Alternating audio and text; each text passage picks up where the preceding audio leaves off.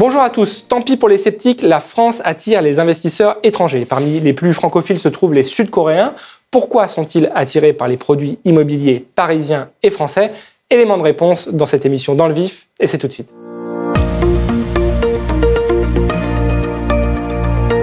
Bienvenue sur ce plateau BITV pour une nouvelle émission Dans le Vif avec à mes côtés 3 invités. Tout d'abord, Niels Vinck, bonjour.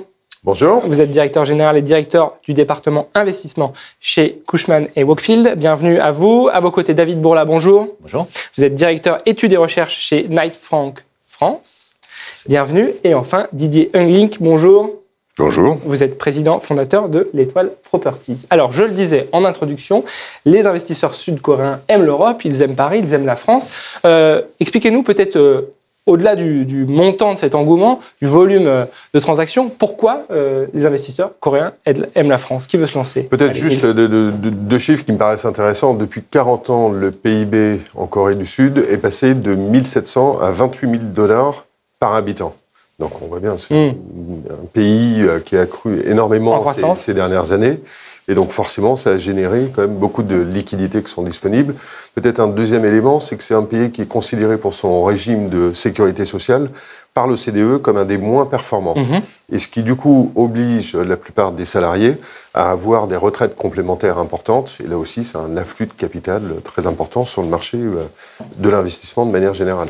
Très bien. David, peut-être, sur ce point. Vous avez quelques chiffres en tête, je crois. Alors oui, pour la partie européenne, les Coréens, au premier semestre de cette année, c'est 6,2 milliards d'euros investis contre 5,2 milliards sur toute l'année 2018. Donc on voit bien l'engouement des Coréens pour le marché européen et pour la France en particulier évidemment, puisque on a un marché très profond, liquide et stable. C'est ce que recherchent les Coréens. Didier, je vois acquiescer. Non, tout à fait. Non, mais en fait, les Coréens fonctionnent avec des fonds de pension, comme disent. Il y a des fonds de pension pour tout. Il y a des fonds de pension pour les docteurs, les infirmières, les professeurs de tout type. Donc, ils ont besoin d'investir. Ça, c'est la première chose. Et deuxième chose, l'accélération est aussi due au fait qu'auparavant, c'était les fonds de pension qui investissaient directement avec des processus extrêmement compliqués. Et depuis quelques années, les investisseurs se sont positionnés avec ce qu'ils appellent des securities, qui sont en fait des investisseurs de transition, qui vont ensuite distribuer localement. Et ça a facilité le processus. Et pour finir, je crois que l'engouement pour l'Europe est aussi dû à un problème qu'ils ont avec les États-Unis, puisqu'ils investissaient très lourdement aux États-Unis. Le swap de change est devenu négatif pour les États-Unis, alors qu'il est encore positif pour l'Europe. Et donc, ils ont poussé les Coréens à investir beaucoup plus en Europe qu'aux États-Unis, où ils n'investissent pratiquement plus aujourd'hui. Très bien. Parmi, justement, en parlant de ces projets d'investissement, donc il y a eu des récents projets, notamment en 2019, on peut citer le rachat des tours Majunga à la Défense notamment. Quel type d'actifs sont ciblés par ces investisseurs? On pense au bureau, mais il y a peut-être d'autres types d'actifs. Allez, David, sur ce point-là. Alors, tout à fait. Depuis le début de l'année, les Coréens, c'est 3,4 milliards d'euros investis en France. Alors, essentiellement sur des bureaux. Donc, on a parlé des dernières acquisitions, donc Majunga, la moitié d'Eco, Crystal Park à Neuilly. Donc, essentiellement des gros actifs tertiaires franciliens dans les Hauts-de-Seine en particulier. Mais cet appétit, je dirais, pour le tertiaire n'est pas exclusif, puisqu'ils se positionnent aussi sur la logistique. Et ils ont récemment d'ailleurs acheté un portefeuille pan-européen de plateformes Amazon pour environ 400 millions d'euros, dont une grande plateforme en Île-de-France. Et c'est la tendance qu'on voit également dans le reste de l'Europe, essentiellement des bureaux et la logistique. Et la défense, notamment, parmi les territoires ciblés, c'est leur cible privilégiée? C'est une de leurs cibles privilégiées? Oui, c'est une des cibles privilégiées, parce que dans les critères de recherche, il y a bien entendu le taux qui vont venir rechercher, qui doit être quand même, à part certaines exceptions, qui va être comme des taux supérieurs à 4%, et sur des volumes importants. Et bien entendu, la défense correspond de point de vue de ces critères. Ouais. Donc c'est plus le fait de la concordance en fait, des produits qui sont proposés par rapport à leurs critères d'acquisition. Très bien. Exactement. Parlons un peu de méthode. Est-ce que ces investisseurs coréens se positionnent seuls? Est-ce qu'ils travaillent avec des Français? Comment ça fonctionne? Allez, je crois qu'avec l'Étoile, vous avez travaillé récemment sur la tour Eco. On peut peut-être expliquer comment vous avez construit ce deal-là? Non, en fait, on a fait beaucoup d'opérations avec les Coréens. Pour certaines opérations, ils veulent se positionner avec un partenaire européen. Donc, on a fait en Hollande 2 grosses opérations. Ils se sont positionnés avec Amundi. On a fait la Tour Majunga. Ils tenaient à avoir un partenaire local. Et c'est un choix.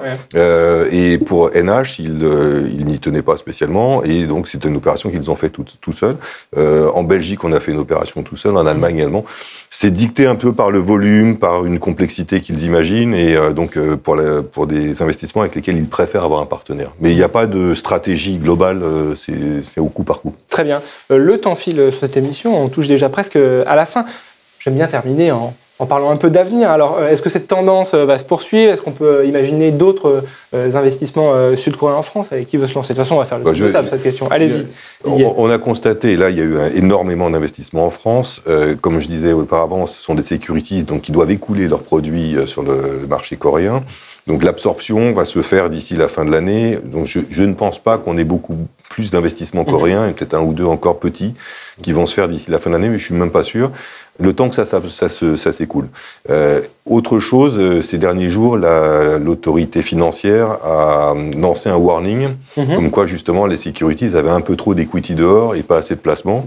Et donc il n'est pas impossible que d'ici la fin de l'année, jusqu'à la fin de l'année, on ait un ralentissement global en Europe de l'investissement coréen, mais qui va reprendre de plus belle l'année prochaine. Très bien. Niels et David, même exercice de futurologie. Qu'est-ce qui va se passer dans les mois et années à venir? Je reviens aussi effectivement sur la syndication, qui est un élément très important. Ce qu'on regarde ces dernières années, en fait, il y a 2 ans, en fait, ça avait été l'Allemagne qui avait été majoritairement sélectionnée par les Sud-Coréens en termes d'investissement. Il y a 2 ans, l'année dernière, ça a été plutôt Londres, et cette année, c'est la France, effectivement. Et là, maintenant, ils vont devoir attendre la syndication de l'ensemble des opérations qui ont été acquises. Il faut que cette syndication se passe bien, de manière à, effectivement, après, reprendre leurs investissements pour 2020. Et par contre, s'il y a des soucis au niveau de la syndication, de l'ensemble de ces opérations, là, ça pourrait éventuellement remettre un petit peu en cause la position en Europe. D'ailleurs, à ce titre-là, il est assez intéressant de noter que, justement, la zone Amérique, qui avait été un petit peu mise de côté depuis quelques années, est de nouveau quand même dans le radar de ces investisseurs sud-coréens. David, même exercice alors de lecture de l'avenir. Je pense qu'effectivement, il y aura un ralentissement dans les prochains mois. Mais l'exemple de Londres est intéressant. L'an dernier, ils ont investi 3 milliards d'euros à Londres. Cette année, des montants bien moins importants. Ils n'ont pas du tout disparu du marché britannique. Donc, ils regardent Londres. Et également des métropoles régionales. Donc en France, je pense que la problématique, ça va être évidemment le problème de trouver de l'offre correspondant à leurs critères de recherche, puisqu'on est sur une rareté de l'offre core aujourd'hui sur le marché parisien, et puis éventuellement une évolution de leurs critères de recherche, puisqu'en France, pour l'instant, on est sur une opération d'un montant très important, généralement supérieur à 100-150 millions d'euros, mais il pourrait très bien regarder des opérations un peu en deçà, puisque sur différents marchés européens, ils se positionnent à partir des 50 millions d'euros. Ouais. Donc on peut tout à fait imaginer qu'ils regardent des sujets corps dans des villes comme Lyon, par exemple, en France. Très bien. Eh bien, on restera sur cette dernière réflexion. Merci à tous les 3 pour votre venue sur ce plateau de BITV. Merci à vous de nous avoir suivis. À bientôt pour de nouvelles émissions sur BITV. Au revoir.